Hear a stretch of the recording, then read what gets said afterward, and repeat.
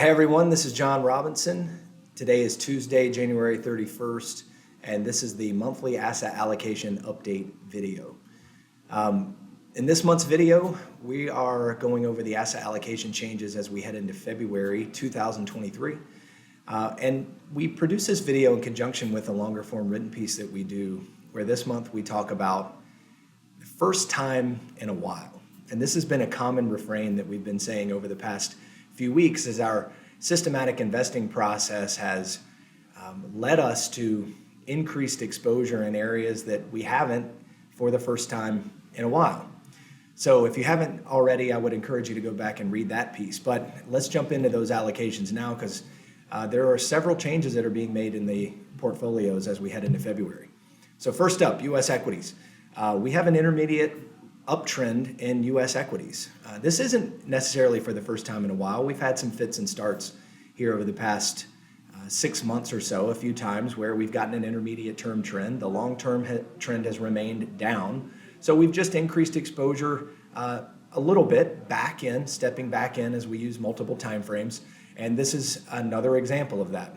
Right now we are at our minimum allocations, and going into February, we'll just increase that slightly to try to take advantage of the continuation of a rising U.S. equity market if we have it. If not, as you know with our process, we will just turn around and reduce that exposure at the end of February. Now, on the international and emerging market side, it's the same story for emerging. Emerging markets, we have an intermediate term uptrend. We are increasing exposure somewhat there in anticipation that that move will continue. For foreign developed, and this is something that is happening for the first time in a while, we are increasing exposure in the long-term trend. So we, a few months ago, increased exposure for the first time in a while based on the intermediate term trend turning up, and now we have the long-term trend. And another way that this is the first time in a while is that on the basis of our different time frames that we look to measure trend, both the intermediate term and the long term, the uptrend in foreign developed equities occurred before U.S. equities. And so if you look at that on the basis of measuring strength, you could conclude that foreign developed stocks at the index level are stronger than U.S. stocks. And on that basis, this is certainly the first time we've seen this in a while, as over the past decade, our strategies have been by and large underweight foreign stocks in favor of U.S. stocks. Real estate, we're getting an intermediate term rising trend for the first time since early 2022. So this is certainly new. We'll increase exposure somewhat there in real estate. With fixed income, we are increasing duration for the first time in a while. Certainly the first time in any meaningful way since the end of 2021. So what that looks like in our portfolios is we will reduce exposure to ultra short-term duration fixed income and increase duration by buying longer duration or longer term bonds in the portfolio.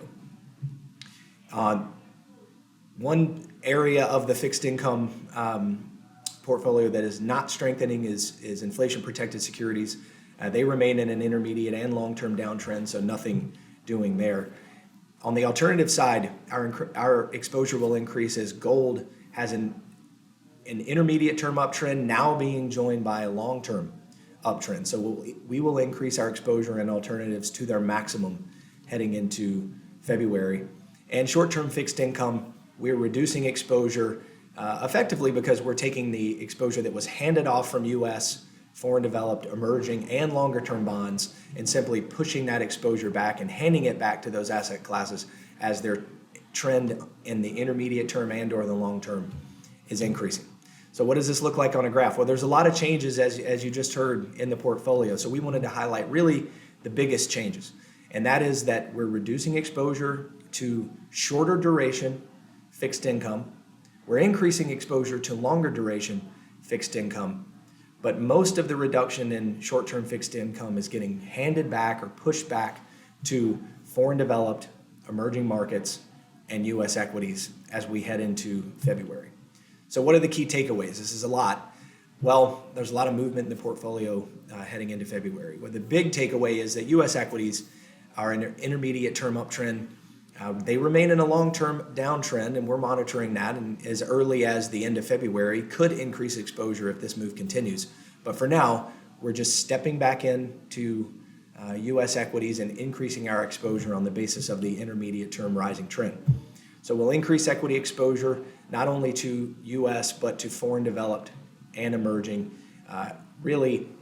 All of that exposure comes from ultra short-term duration fixed income.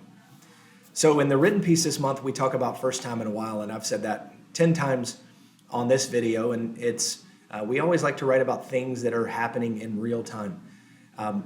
Not only are we getting this question a lot, but we're answering the question first time in a while. And for us, that means that there are certain asset classes that can lay dormant in our portfolio down to their strategic levels, which is to say their minimum levels in the allocation within the portfolio. And until the trend confirms on the upside, we will have discipline and do nothing.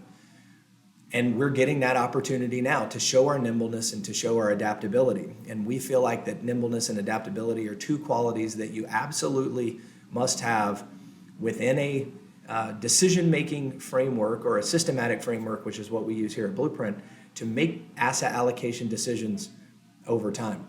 So you'll see our portfolio is going from almost minimum levels of equity exposure, and now we're stepping back in to equities. Now, sometimes that nimbleness means adapting to the environment to get more aggressive, and sometimes that nimbleness means adapting to the environment to get less aggressive or go fully defensive, as we were for a lot of 2022. It depends on the environment. For us, we're completely agnostic to the market direction. We just want to put ourselves and put you, our clients, and your clients in the best position over time to give you the highest probability of achieving client goals. And that's, for us, our goal and the most important thing that our strategies can deliver to you and your clients. So what can we do for you? We're having a lot of calls these days as our advisor partners are having their annual meetings. If there's anything that we could produce for you, any data, any creative ways to display the data, please let us know. We're always happy to help. And if you want to do that, you can reach us. Go to our website, blueprintip.com. My phone number is there. You can reach me directly as well as my email address.